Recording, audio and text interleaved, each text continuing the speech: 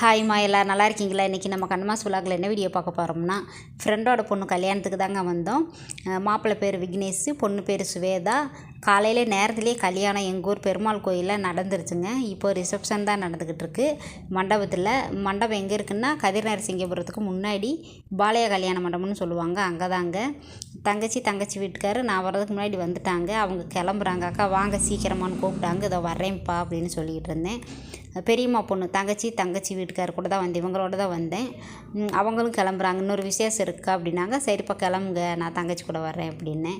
இப்போது பெரியம்மா பொண்ணும் கிளம்பிட்டாங்க பாருங்கள். எல்லாருமே வந்தவங்க எல்லாருமே சாப்பிட்டு தாம்பூலம் போய் வாங்கிட்டு அப்படியே கிளம்பிட்டாங்க.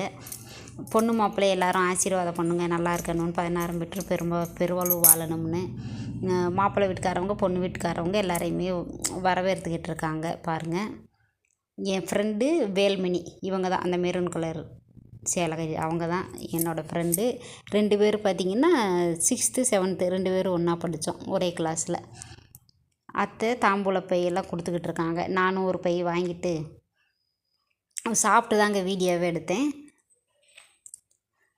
சரி உங்கள்கிட்ட காமிக்கலாமேன்னு, ஃப்ரெண்டோட பொண்ணு கல்யாணம் இல்லையா, அது ஞாபகார்த்தமாக இருக்கட்டுமேன்னு கேட்டேன். சரி எடுத்து போடு சுதா அப்படின்னு சொன்னாங்க.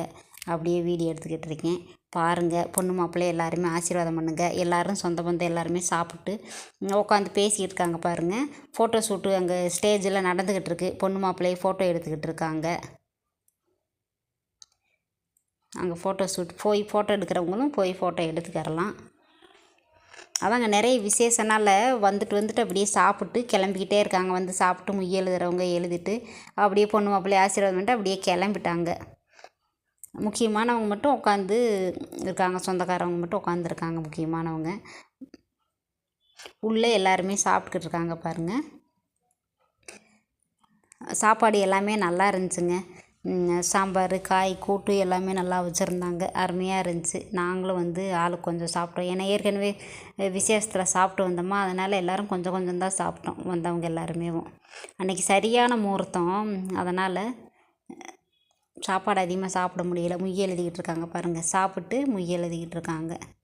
உங்கள் ஊரில் இந்த மாதிரி முய் எழுதுகிற பழக்கம் இருக்கா என்னான்னு சொல்லுங்கள். எங்கள் ஊர் சைடு அந்த மாதிரி தாங்க. இப்போ நாங்கள் எல்லாருமே ஒரே லைனாக உட்காந்து சாப்பிட்றோம் பாருங்கள்.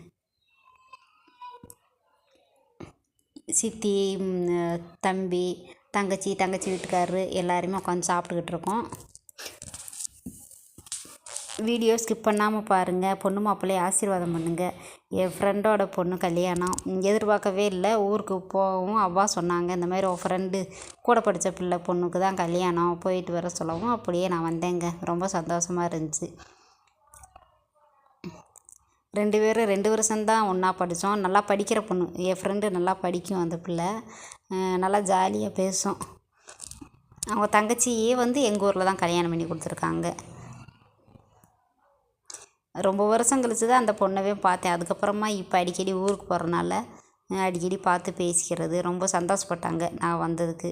அப்படி யூஸ் பண்ணிவிட்டு சீக்கிரமாக பேரம் பேத்தி 1 வருஷத்துக்குள்ளே எடுத்துருங்க அப்படின்னு. ஒரு பையன் இருக்கான், மூத்த பையன் ஒர்க் பண்ணிக்கிட்டு இருக்கான், நம்ம படித்து முடிச்சுட்டு.